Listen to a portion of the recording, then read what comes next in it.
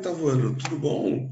Olha só, hoje a gente vai trabalhar com o conceito de população. A gente vai falar um pouquinho do que é o conceito de população e como que essa população ela vai estar distribuída ao redor do mundo, certo? Como que são os processos relativos ao crescimento da população, a questão das teorias demográficas e por aí vai. Então, para entender a população, a primeira coisa que a gente precisa entender é o conceito de populoso e povoado. Quando você fala de populoso, você está falando do total de habitantes de um determinado local. Então, populoso é quantidade, povoado é a distribuição. Então, populoso se remete a quantas pessoas existem em um determinado local, enquanto povoado se refere a como essas pessoas estão distribuídas nesse local. Então, você pega, a gente vai ver isso daqui a pouquinho, a área, né? E você vai dividir a população por essa área. Mas antes, para falar um pouquinho em relação ao caráter geral da população global. Então, a população mundial hoje ela passou dos 7 bilhões de pessoas, estão distribuídas de maneira irregular por todo o planeta Terra. Então, você tem áreas onde você já tem uma grande quantidade de pessoas. As áreas mais urbanizadas, as áreas litorâneas e outras áreas mais interiores, como por exemplo o interior da Ásia, vão ser menos habitadas, né? Então, essas áreas elas são chamadas de vazios demográficos. Então, ao mesmo tempo que você tem áreas de grandes concentrações populacionais, você vai ter áreas de vazios demográficos. Então, a população humana que habita o planeta, ela não é estática. Ela vai migrando de um local a outro, ela vai crescendo, ela pode diminuir em caso de grandes epidemias ou em caso de grandes conflitos globais, né? Mas, atualmente, a população mundial ela vem crescendo num ritmo até bastante acelerado se comparado a séculos anteriores. Bom, no decorrer da história humana, a população mundial ela passa a se deslocar em busca de novas perspectivas. Esse é um assunto que mais para frente a gente vai ver, um assunto migrações. Hoje a gente vai se concentrar no conceito de população, povoamento e as teorias demográficas. Então, quando a gente fala de populoso, eu já tinha explicado anteriormente, você está falando da distribuição da população para um determinado local. Não esquece, você está falando de quantidade, certo? Já quando você trabalha com o termo povoado, você está trabalhando com a ideia de distribuição. Então, o povoado é o número de pessoas por quilômetro quadrado, ou seja, habitantes por quilômetro quadrado. Isso vai me dar a densidade demográfica, ou a chamada população relativa.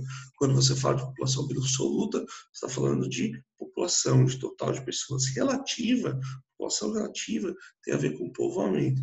Como essas pessoas estão distribuídas pelo território. Então, a densidade populacional vai ser medida a partir da relação entre área, certo?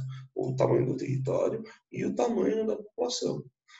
Sendo medida, então, em habitantes por quilômetro quadrado. Uma área vai ser considerada densamente povoada quando ela tiver uma grande quantidade de habitantes por quilômetro quadrado. Uma área pode ser considerada um vazio demográfico quando ela tiver um baixo número de habitantes por quilômetro quadrado, certo? Bom, o cálculo de densidade demográfica serve, então, para medir a concentração da população em uma determinada área. Okay?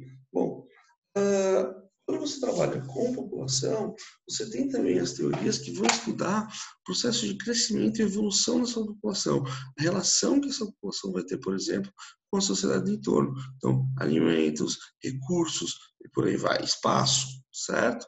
Bom, então, inúmeras teorias, elas vão ser elaboradas para tentar explicar o crescimento populacional e os efeitos desse crescimento populacional. Nesse caso, a gente vai estudar as três principais: a teoria malthusiana, a teoria reformista marxista e a teoria não malthusiana, certo? Começando pela teoria malthusiana.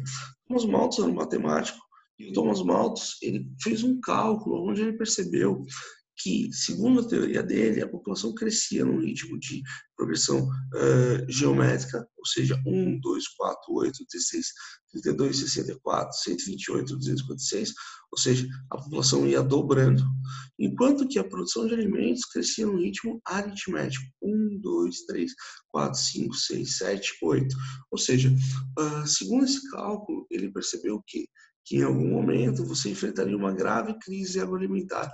Por quê? Porque você teria mais pessoas do que alimento. Então, o Thomas Malthus, ele começa a idealizar uma sociedade onde você vai reduzir a taxa de crescimento. Então, ele vai pregar a chamada sujeição moral, a ideia de que só devem ter filhos aqueles que tiverem capacidade financeira de criá-los, ou seja, é uma teoria bastante elitista, inclusive, certo? É uma teoria que pregava principalmente a abstinência sexual. Então, você não pode fazer sexo porque você não pode ter filhos, porque isso vai gerar uma crise alimentar, certo? Segundo Malthus, os trabalhadores mais pobres, eles deveriam receber o mínimo do seu sustento, porque isso desestimularia esses caras a terem filhos, certo? Bom, apesar dessas visões estarem fundamentadas em dados demográficos da época, elas não vão se concretizar. Por quê? Porque o ritmo de crescimento da população não vai ser tão acelerado como Malthus previu, e ele também não previu a aplicação de recursos tecnológicos na produção de alimentos, o que geraria, né, um processo de crescimento da produção agroalimentar, evitando a crise que o Malthus estava prevendo. Tá bom? Bom, já a teoria reformista marxista vai se apoiar sobre a teoria malthusiana e dizer, olha, está errado. Tá? Ela não funciona dessa forma. Então, eles vão acreditar que a desigualdade na relação entre os recursos naturais, alimentos e o crescimento da população não estava no número de habitantes, mas sim na distribuição de renda. Ou seja, não é a população pobre que gera miséria. A miséria, a má distribuição, a desigualdade da distribuição dos recursos, dos alimentos, é que gera pobreza, que gera miséria.